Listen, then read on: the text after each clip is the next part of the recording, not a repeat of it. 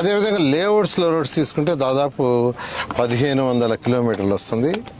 వీటిని కూడా ఇంటర్నేషనల్ స్టాండర్డ్లో చేయాలని ముఖ్యమంత్రి గారు అన్నీ అండర్ గ్రౌండ్లోనే ఉండాలా, ఈ విధంగా పోల్స్ ఉండకూడదంటే ఎలక్ట్రికల్ లైన్స్ కానీ, టెలిఫోన్ లైన్స్ కానీ, ఎనీ కేబుల్ లైన్స్ కానీ, drinking water lines, used water storm water lines అన్నీ కూడా అండర్ గ్రౌండ్లో ఉండే విధంగా ఎస్టిమేషన్స్ వేసి దీన్ని డిజైన్ చేసాము. అప్పుడు టెండర్లు పిలిచాము, కొంత వర్క్ అయింది. అయితే గత ప్రభుత్వం వచ్చి వాటిని నిర్విరామం చేసి దీని ఒక ఫారెస్ట్గా చేసేసింది. మా ప్రభుత్వం వచ్చిన తర్వాత సీఎం గారు ఒకసారి రౌండ్ వేసిన తర్వాత చూస్తే ఒక ఫారెస్ట్, ఒక ఐఏఎస్ ఆఫీసర్స్ బిల్డింగ్ పైకి ఎక్కి చూస్తే పక్కన కట్టిన బంగళాలు ఏదైతే ఉన్నాయో మినిస్టర్లకి ఆ యవపట్టంలా మొత్తం ముళ్ళకంపల్లో ఉన్నాయి. వెంటనే అక్కడికక్కడికే నాకు ఆదేశం ఇచ్చారు, ఇమ్మీడియట్గా మొత్తం కంప తొలగించండి మొత్తం అని. దాన్ని యాక్చువల్గా 1 మంత్లో తొలగించారు. ఈ విధంగా అమరావతి రాజధానిని గత ప్రభుత్వం నిర్విరామం చేసింది, 3 ముక్కలు ఆటాడింది, అక్కడని ఇక్కడని. ఏదేమైనప్పటికీ ప్రజలు దానికి తగ్గట్టుగానే బుద్ధి చెప్పి 11 సీట్లతో నిమిత్తం చేశారు. వై నాట్ 175 అన్నాడు. ఇలా చేస్తే 175 ఎవరిస్తారు? ప్రజలు అంత అమాయకులు కాదు, అయితే ఈ ప్రభుత్వం రాగానే వెంటనే అమరావతిని కంప్లీట్ చేస్తాం, పోలవరం కంప్లీట్ చేస్తామని మా ముఖ్యమంత్రి గారు ముందు చెప్పడం, అనంతట్టుగానే ఇమ్మీడియట్గా రాగానే 2014-19లో నేను ఇదే పోర్ట్ఫోలియో చేశాను. ఈసారి కూడా నా మీద నమ్మకంతో ఈ పోర్ట్ఫోలియో ఇచ్చారు. అయితే వెంటనే టేకప్ చేయడానికి అనేక లీగల్ హర్డిల్స్ ఉన్నాయి. ఎందుకంటే 2014-19లో వర్క్ ఆపేస్తే కాంట్రాక్టర్ కానీ క్లోజ్ చేసి ఉండేస్తుంటే లీగల్ ప్రాబ్లమ్స్ రావు. వాళ్ళు క్లోజ్ చేయలే, వాళ్ళకి సెటిల్మెంట్ చేయలే, వాళ్ళు అట్నే ఉండిపోయారు, వాళ్ళకి ఇవ్వాల్సిన డబ్బులు ఇవ్వలేదు, వాళ్ళు బ్యాంకులో ఇచ్చిన యొక్క డిపాజిట్లు కావచ్చు, ఏదో కావచ్చు, అన్ని అట్నే ఉంచేశారు. అనేక హర్డిల్స్ ఉంటే అవన్నీ కూడా కమిటీలు వేసి, సీఈలతో కమిటీలు వేసి డిస్కస్ చేసి అవన్నీ ఆల్మోస్ట్ క్లోజ్ అయినాయి. అదేవిధంగా కొన్ని అంటే రివర్స్ టెండరింగ్ అని ఇలా కొన్ని ఉంటే వాటిలన్నిటి కూడా అథారిటీలో డిస్కస్ చేసి, మళ్ళీ క్యాబినెట్లో డిస్కస్ చేసి, మళ్ళీ అసెంబ్లీలో కూడా డిస్కస్ చేసి, అసెంబ్లీలో కూడా అప్రూవ్ చేసి అన్ని legal issues almost all clear అయినాయి.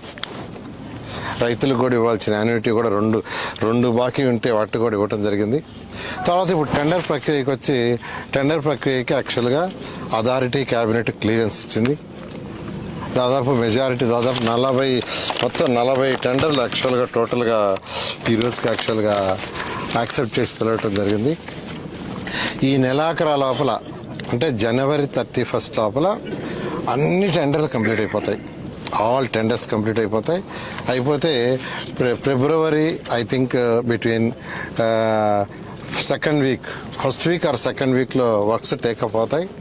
ఏదైతే ప్రజలకు మాట ఇచ్చామో ఆ మాట ప్రకారం రాబోయే 3 సంవత్సరాలు అమరావతి రాజధానిని పూర్తి చేసి ప్రపంచంలో నెంబర్ 1 చేస్తాం. ప్రపంచంలో ఇది ఒక నెంబర్ 1 అవుతుంది. అలాంటి రాజధాని కట్టాలని ఆ రోజు ముఖ్యమంత్రి గారు నాకు చెప్పడం, ఆ విధంగా డిజైన్ చేయించాం. అయితే గత ప్రభుత్వం చేసిన అరాచక పాలనకి, అది అరాచక పాలనే. ఎవరిని ఎప్పుడు అరెస్ట్ చేస్తామా, తెల్లవారితో ఎవరు అరెస్ట్ అవ్వాలో తెలీదు. తెల్లవారి 4 గంటలకి 5 గంటలకి ఎవరింటి చుట్టూ పోలీసులు ఉంటారో, ఎవరిని ఎత్తుకుపోతారో తెలియదు. అలాంటి ప్రభుత్వం గత ప్రభుత్వం. దానివల్ల ప్రజలకంతా ఒక భయభ్రాంతి ఉంది. ఈరోజు ఈ ఎన్డీఏ ప్రభుత్వం వచ్చిన తర్వాత ప్రజలు ఎవరికి ఆ భయం లేదు, అసలు ఆలోచన లేదు. ఎందుకంటే మా ముఖ్యమంత్రి గారు ఒకటే అంటారు, రాష్ట్రం డెవలప్ కావాలంటే ఇండస్ట్రీస్ రావాలా, ఇండస్ట్రీస్ వస్తే యువతకు ఉద్యోగాలు వస్తాయి, యువత భవిష్యత్తు ఉంటుంది. ఇండస్ట్రీస్ రావాలంటే లా అండ్ ఆర్డర్ చక్కగా ఉండాలా. ఏ దేశంలో అయితే లా అండ్ ఆర్డర్ ఇబ్బంది లేకుండా చక్కగా ఉంటుందో అక్కడికే ఇండస్ట్రీస్ వస్తాయి.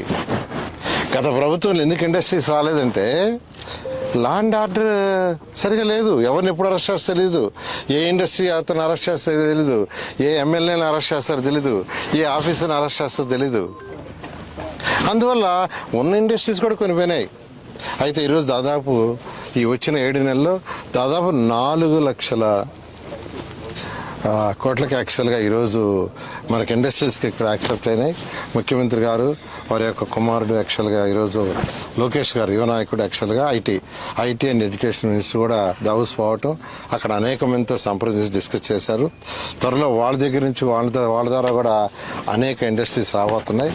ఈ విధంగా ఈ యొక్క రాష్ట్ర ఆర్థిక పరిస్థితి తీసుకుంటే మొత్తం నాశనం అయిపోయింది. అసలు ఆర్థిక వ్యవస్థ ఎలా రన్ చేయాలా అనేది గత ప్రభుత్వానికి తెలియదు. ఏ ఫండ్స్ ఎక్కడ వాడుతున్నారో తెలియదు. కేంద్ర ప్రభుత్వం 2019 ఫిబ్రవరి నేను మినిస్టర్ ఏషియన్ ఇన్ఫ్రాస్ట్రక్చర్ ఇన్వెస్ట్మెంట్ బ్యాంక్కి 5,350 కోట్లు తెస్తే వాళ్ళు ఫస్ట్ ఇన్స్టాల్మెంట్ ఇస్తే మ్యాచింగ్ ఫండ్ 30% ఇవ్వకుండా అది మురిగిపోయింది. మళ్ళా మేము వచ్చిన తర్వాత మళ్ళా కేంద్రానికి ముఖ్యమంత్రి గారు రిక్వెస్ట్ చేస్తే దాన్ని ఇచ్చి 4 సంవత్సరాల్లో పూర్తి చేసుకోమన్నారు. 15th ఫైనాన్స్ దానికి మ్యాచింగ్ ఉండదు, పర్ హెడ్ లెక్కన ఇస్తారు. అది 2 సంవత్సరాలు వదిలేశారు. ఎందుకంటే వాళ్ళు ఇచ్చిన దానికి లెక్క చెప్తే ఇస్తారు, ఇచ్చిన దానికి లెక్క చెప్పలా. అదేవిధంగా స్వచ్ఛాంధ్రాకి 2,800 కోట్లు ఇస్తే ఫస్ట్ ఇన్స్టాల్మెంట్ వాళ్ళు 240 ఇచ్చారు.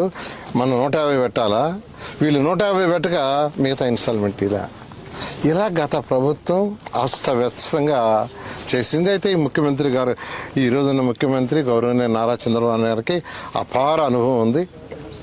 ఆ అపార అనుభవంతో ఈరోజు యాక్చువల్గా రాష్ట్రాన్ని ఆర్థికంగా కూడా 1 by 1 తీసుకొస్తున్నారు. నేను రాష్ట్ర ప్రజలందరికీ ఒకటే చెప్పేది, ఏదైతే ముఖ్యమంత్రి గారు నాకు ఆదేశించారో రాబోయే 3 సంవత్సరాలు అమరావతి రాష్ట్రాన్ని కంప్లీట్ చేస్తామని